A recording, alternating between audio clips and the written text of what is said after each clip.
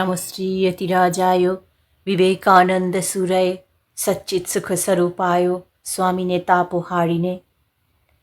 ভগবান শ্রী রামকৃষ্ণ পরমহংসদেবের শ্রীচরণে, সংঘজননী শ্রী শ্রী মা সারদা দেবীর শ্রীচরণে এবং যুগনায়ক স্বামী বিবেকানন্দের শ্রীচরণে আমার সশ্রদ্ধ ভক্তিপূর্ণ প্রণাম। নমস্কার। শ্রদ্ধেয় স্বামী অচ্যুতানন্দজি মহারাজের লেখা দ্বাদশ জ্যোতির্লিঙ্গ বইটি থেকে আজ পাঠ করে শোনাব। আজকের পর্ব ১৩। জ্যোতির্লিঙ্গ বৈদ্যনাথেশ্বর। লাটুরের ভূমিকম্প বিধ্বস্ত হরেগাঁও অঞ্চলে রামকৃষ্ণ মিশনের ত্রাণ ও পুনর্বাসনের কাজ দেখতে গিয়ে শুনেছিলাম কাছাকাছি দুটি জ্যোতির্লিঙ্গ আছে। একটি ঔড্রা নাগনাথ, অন্যটি পারুলি বৈদ্যনাথ।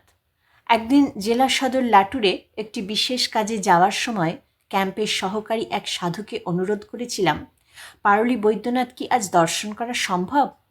তিনি অত্যন্ত আগ্রহান্বিত হয়ে জানিয়েছিলেন, অবশ্যই, কারণ ওই অঞ্চলের বিড জেলায় এক কন্ট্রাক্টরের সঙ্গে তাঁর দেখা করা প্রয়োজন। সুতরাং এক পথে দুই কাজই হবে। সেই মতো একটা জিপে আমরা দুজন সাধু ও একজন কর্মী দুপুরে হরেগাঁও ক্যাম্প থেকে বেরোলাম। লাটুরের আগে পর্যন্ত মাঝে মাঝে পথের দুদিকে বিগত ভূমিকম্পের ধ্বংসের চিহ্ন, আর তারই মাঝে নতুন করে গড়ে তোলা ঘরবাড়ি, নতুন মেরামত করা ঝকঝকে প্রশস্ত রাস্তা। ত্রাণের মালপত্র যাতে দ্রুত যথাস্থানে পৌঁছে যেতে পারে সেই জন্য সরকারি প্রচেষ্টায় এই সব রাস্তা মেরামত করা হয়েছে। আমাদের গাড়ি এই সুন্দর রাস্তায় ছুটে চলেছে। কিছুক্ষণের মধ্যেই লাটুর শহরে পৌঁছেছি। সেখানকার কাজ তাড়াতাড়ি শেষ করে আমরা রওনা দিলাম অম্বেজগাইয়ের পথে। এটি বিড জেলার মধ্যে পড়ে। দূরে দূরে পাহাড়, সবুজ গাছপালায় ঢাকা, তুলো, আখ আর সূর্যমুখীর ক্ষেত মাঝে মাঝে দুপাশে সরে যাচ্ছে। আধুনিক বাড়িঘর, তার সঙ্গে গ্রামের ঘরবাড়িও। বিকাল প্রায় ৪টের সময় এসে পৌঁছালাম এই অঞ্চলের বিখ্যাত শক্তিপীঠ অম্বেজগাই মন্দিরে। এটি বিড জেলায়। এখান থেকে ২৬ কিলোমিটার দূরে বৈদ্যনাথ মন্দির। লাটুর থেকে বিড ৪০ কিলোমিটার। রাস্তার নামও অম্বেজগাই রোড। রাস্তা থেকে একটু নেমে মায়ের প্রাচীন মন্দির। বিশাল তোরণ পার হয়ে ভিতরে প্রবেশ করলাম। এই মন্দির দেবী যোগেশ্বরীর। অম্বা অর্থাৎ মা, আর যোগেশ্বরী থেকে যোগেই। আদর করে মাকে এই নামে ডাকা হয়। কিংবদন্তি, এই যোগেশ্বরী দেবীর সঙ্গে পারুলি বৈদ্যনাথের বিয়ে হবার কথা হয়েছিল, কিন্তু বরযাত্রী দেবীর মন্দিরে পৌঁছানোর আগেই বিয়ের লগ্ন পার হয়ে যায়। বরযাত্রীরা সব পাথর হয়ে যায়, আর ওদিকে পারুলি থেকে কিছু দূরে দেবী অম্বেজগাই অপেক্ষারতই থেকে যান। আমরা যোগেশ্বরী দেবীকে প্রণাম জানিয়ে বেরিয়ে এসে ডান দিকে রাস্তা ধরে প্রায় আধ ঘন্টা যাওয়ার পর পার্বণী জেলার মধ্য দিয়ে এসে পৌঁছালাম একটি ছোট টিলার কাছে। রাস্তা থেকে টিলাতে ওঠা সিঁড়ি আছে। গাড়ি একটু ঘুরে একটি বিরাট তোরণের ভিতর দিয়ে একপাশে গাড়ি রাখার জায়গায় গিয়ে দাঁড়ালো। গোটা মন্দির প্রাঙ্গণ দুর্গের মতো খুব উঁচু প্রাচীর দিয়ে ঘেরা। মনে হয় মুঘল আমলের বিদেশি লুণ্ঠনকারীদের হাত থেকে মন্দিরকে রক্ষা করার জন্য এইরকম দুর্গাকৃতি মন্দির করা হয়। পাথরের প্রাচীর ঘেরা চত্বরে হলুদ রং করা পাথরের মন্দির। পারুলি গ্রামের প্রান্তে এই সুন্দর বিরাট মন্দির ও প্রাচীরের চারদিকে ৪টি দ্বার। ভিতরেও প্রশস্ত অঙ্গন, তার মাঝখানে গর্ভমন্দির ও নাট মন্দির। মন্দিরের বাইরে সামনেই একটি বেশ বড় দীপস্তম্ভ আছে, যেটি মহারাষ্ট্রের বেশিরভাগ মন্দিরেই দেখা যায়। পাথরের একটি স্তম্ভের গায়ে অনেক খাঁজ কেটে প্রদীপ তৈরি করা হয়েছে। প্রতি সন্ধ্যায় এখানে প্রদীপ জ্বালানো হয়। প্রধান দরজার সামনে একটি মিনার আছে, তাকে প্রাচী বা গবাক্ষ বলে।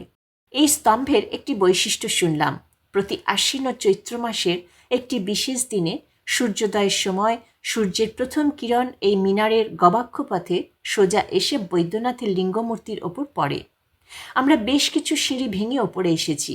খুব উঁচু উঁচু ধাপ। একে এদেশে ঘাট বলে। প্রাচীন এই ঘাট ১১০৮ শতাব্দে ১১৮৬ খ্রিস্টাব্দে তৈরি করা হয়। একটি প্রাচীন লিপিতে লেখা আছে। এখানকার আরেকটি বৈশিষ্ট্য, নাট মন্দির ও গর্ভমন্দির একই সমতলে অবস্থিত। সেজন্য দূর থেকে শিবলিঙ্গ দর্শন করা যায়। সচরাচর গর্ভগৃহ একটু নিচু ও লিঙ্গ কোনো কুণ্ড মধ্যে থাকায় দূর থেকে দর্শন করা সম্ভব হয় না। প্রায় ৩০ ফুট উঁচু এই মন্দিরের সিলিং ও চূড়া মোটা মোটা কাঠ দিয়ে তৈরি। দেখেই বোঝা যায় বেশ প্রাচীন। আমরা দূর থেকেই লিঙ্গমূর্তি দর্শন করতে করতে গর্ভমন্দিরের কাছে এলাম। তখন প্রায় সন্ধ্যা হয়। মন্দিরের ভিতর খুব বেশি বড় নয়, আর লিঙ্গও বেশি বড় নয়, 1-1.5 ফুট হবে। কালো পাথরের চকচকে লিঙ্গ তখন শৃঙ্গার হয়ে গিয়েছে। একটু পরেই আরতি হবে। বেশ বড় রূপোর সাপের ফনা মাথার উপর লিঙ্গকে বেষ্টন করে আছে। প্রবাদ, এই লিঙ্গ নাকি শালগ্রাম শিলার তৈরি। লিঙ্গের 4 কোণে 4টি বড় বড় জাগপ্রদীপ জ্বলছে, তাতেই দর্শন হয়। এক কোণে দেবী পার্বতীর মূর্তি। আমরা রিলিফ ক্যাম্প থেকে আসছি, সেজন্য সঙ্গে জল, ফুল, বেলপাতা কিছুই আনতে পারিনি। তাই পূজারীজি কাছ থেকে ঘটিতে জল চেয়ে নিয়ে শিবের মাথায় দিয়ে প্রাণ ভরে স্পর্শ করে প্রণাম জানালাম দ্বাদশ জ্যোতির্লিঙ্গের অন্যতম বৈদ্যনাথেশ্বরকে।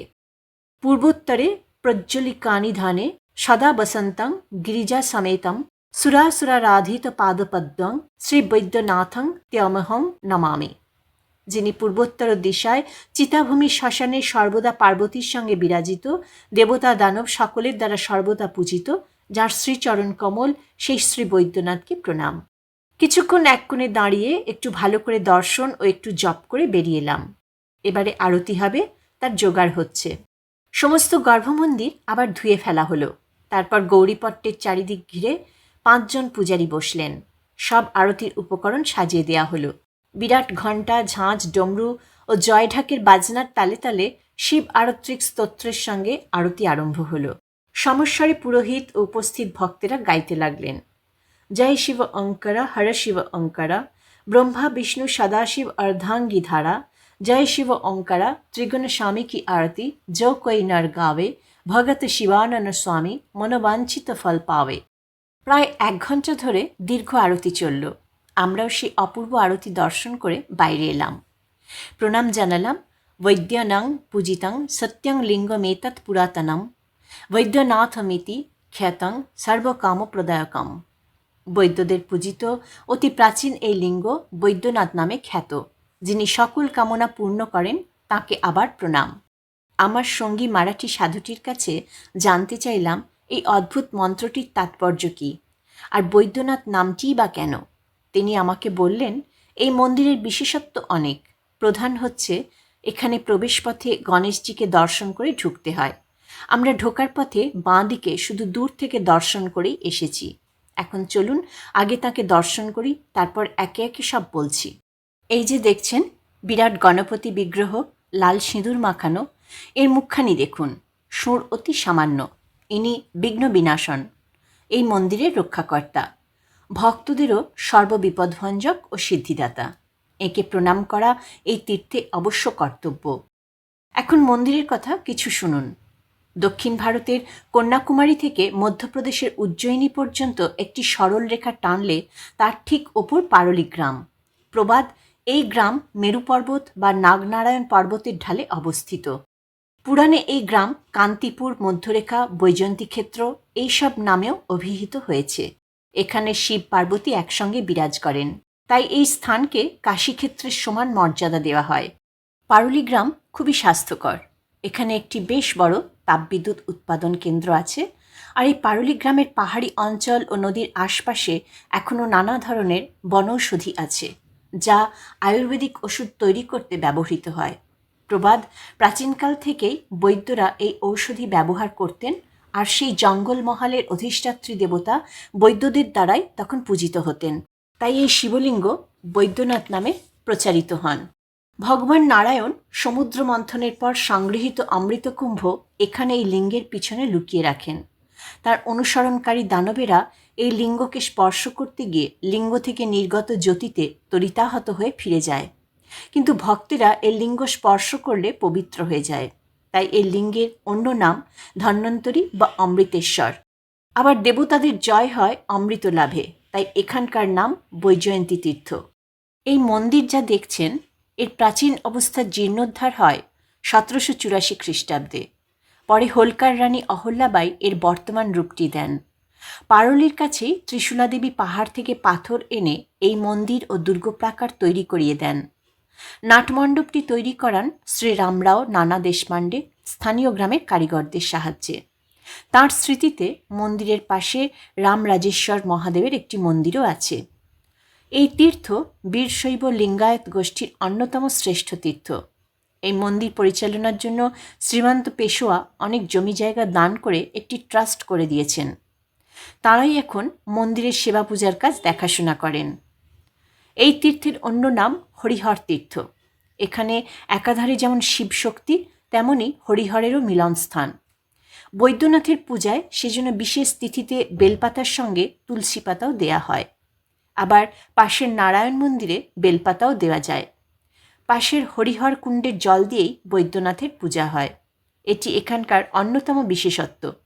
শ্রাবণ মাসে ও প্রতি সোমবার এখানে বিরাট উৎসব হয়। এই গাড়ির রাস্তা ছাড়া এখানে আসতে হলে মহারাষ্ট্রের সাউথ সেন্ট্রাল রেলওয়ের পার্বণী স্টেশনে নেমে গাড়ি বদলে পারলি বৈদ্যনাথ স্টেশনে আসা যায়। এই মন্দিরের আশপাশে আরও অনেক মন্দির আছে। প্রাচীন রাম মন্দির, গোপীনাথ, দত্তাত্রেয়, মা কালী, শনিরাজ, বিঠ্ঠলদেব, ভেঙ্কটেশজি, বালাজি ইত্যাদি। আজ এই পর্যন্ত।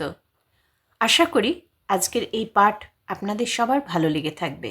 মায়ের কৃপায় আপনারা সবাই ভালো থাকবেন, সুস্থ থাকবেন, আনন্দে থাকবেন। ওম শান্তি শান্তি শান্তি। হরি ওম তৎসৎ। শ্রীরামকৃষ্ণ অর্পণমস্তু।